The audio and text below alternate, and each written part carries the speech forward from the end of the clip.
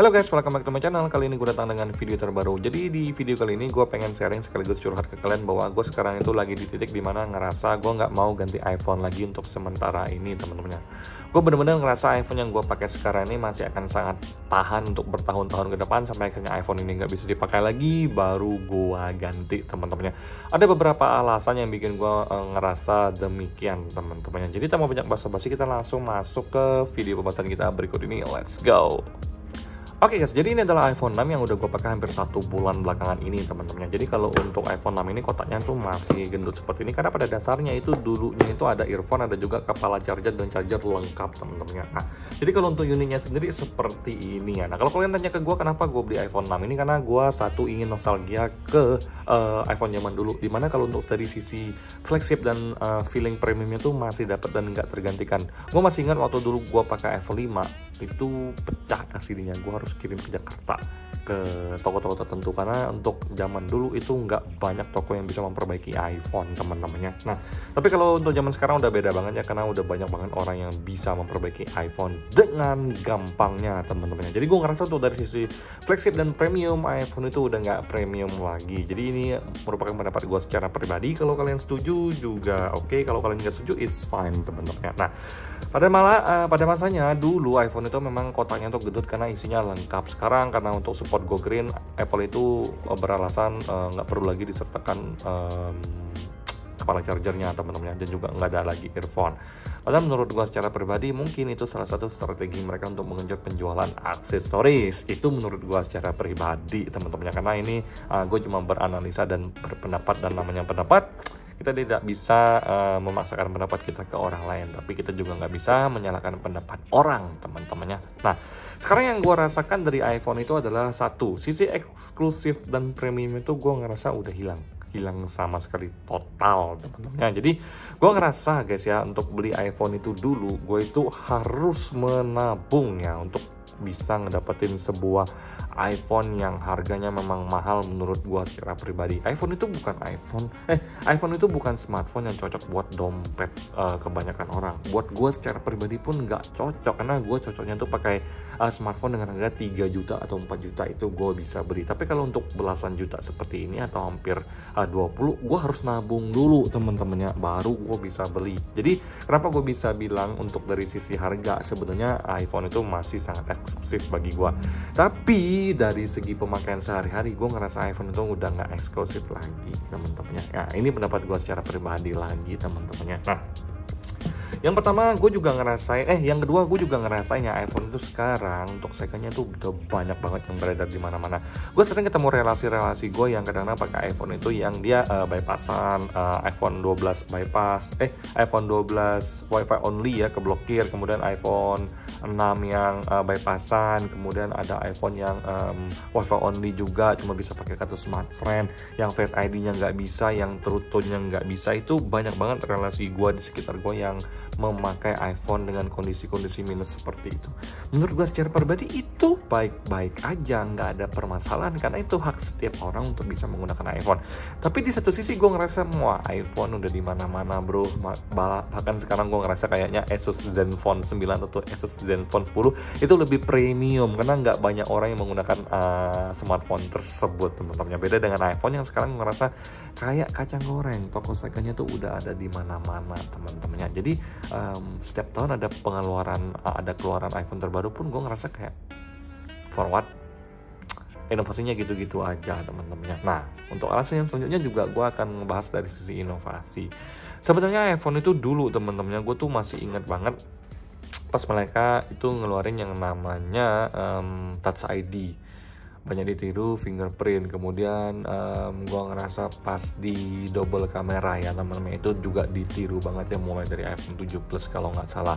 Kemudian masuk ke iPhone 10, kameranya ke bawah itu juga ditiru banget, dan akhirnya di iPhone 11 itu juga ditiru banget, teman-temannya. Nah, gua ngerasa sejak dari iPhone 11 sendiri iPhone itu udah nggak lagi eksklusif, karena sejak dari rilis iPhone 11, iPhone second itu udah bener-bener kayak puncaknya kacang goreng. Dimana-mana orang bisa menggunakan iPhone second dengan harga yang sangat minim, tapi sangat murah. Gue kadang-kadang menggunakan iPhone itu jadi kayak sedikit berpikir ya, gue nabung lama-lama tapi banyak yang beli iPhone second yang minusnya itu lumayan ada ya, terutama off, kemudian Face ID-nya nggak bisa, kemudian spekernya agak rusak, tapi tetap bisa dipakai. Jadi gue kadang-kadang bertanya sama diri gue sendiri, sebenarnya gue beli iPhone itu buat apa sih? Nah, di sini gue jujur, gue beli iPhone itu gue pengen menikmati kualitas yang ditawarkan, termasuk kamera, performa, dan juga untuk dari sisi multitaskingnya temennya. Menurut gue secara pribadi multitasking dan fleksibilitas dari iPhone itu masih kalah dengan Android. Tapi gue suka dengan ekosistem yang diciptakan oleh Apple teman-teman. Jadi gue udah terlanjur terbiasa menggunakan Apple dengan ekosistemnya. Jadi kalau gue ngerasa iPhone 12 mini ini masih oke, jadi gue nggak bakal ganti untuk bertahun-tahun ke depan. Apalagi gue baru baca aja bahwa untuk iOS 19 nanti iPhone XR itu masih dapat loh teman-temannya. Jadi tahun depan iPhone XR itu benar-benar masih dapetin update iOS 19. Gue nggak tahu ini benar atau nggak, tapi kalau memang beneran terjadi, wow, berarti iPhone 12 mini gue ini masih bisa bertahan ya mungkin 3 tahun ke depan guys ya. Dan juga untuk iPhone 13 gue yang lagi ngerekam ini juga apa yang bakal terjadi untuk bertahun-tahun ke depan itu adalah dia akan tetap bisa digunakan guys ya. Jadi gue ngerasa memang sekarang saat yang tepat bagi gue secara pribadi untuk tidak terlalu memperhatikan kemajuan teknologi untuk sementara ini, karena bagi gue teknologi itu akan semakin maju tiap tahunnya, tapi semakin banyak teknologi yang kita gunakan atau semakin banyak kita mengejar teknologi, pada akhirnya gue ngerasa akan sia-sia teman-teman. Jadi nggak 100% kemampuan iPhone ini kita maksimalkan, karena kita tuh hanya ingin mengikuti kemajuan teknologi yang paling update. Gue ngerasa kayak gue buang-buang duit cuman pengen nyobain iPhone 16. Jadi gue sekadar pengen curhat ke kalian teman-temannya. Gue sekarang lagi di titik dimana gue tuh benar-benar cinta dengan apa yang gue punya, dan gue nggak peduli dengan iPhone terbaru atau Android terbaru yang datang, karena gue cinta banget dengan apa yang gue punya sekarang. iPhone 12 mini ini untuk apapun bisa gue gunakan. Kalau kalian bilang baterainya soak atau baterainya itu benar-benar berlapis, betul sekali, tapi gue mensiasatinya dengan tidak main game di iPhone 12 mini ini. Hanya gue pakai untuk kerjaan, foto-foto, Google Maps, dan juga WhatsApp. So far aman banget. Untuk iPhone 13 ini adalah iPhone utama gue yang gue pakai untuk kegiatan pribadi gue. Aplikasi mobile banking semuanya ada di sini karena ini gue beli resmi dari garansi iBox teman-teman. Dan juga untuk iPhone 13 ini dari sisi performa, kamera, chipset, dan lain-lain itu masih sangat yahut.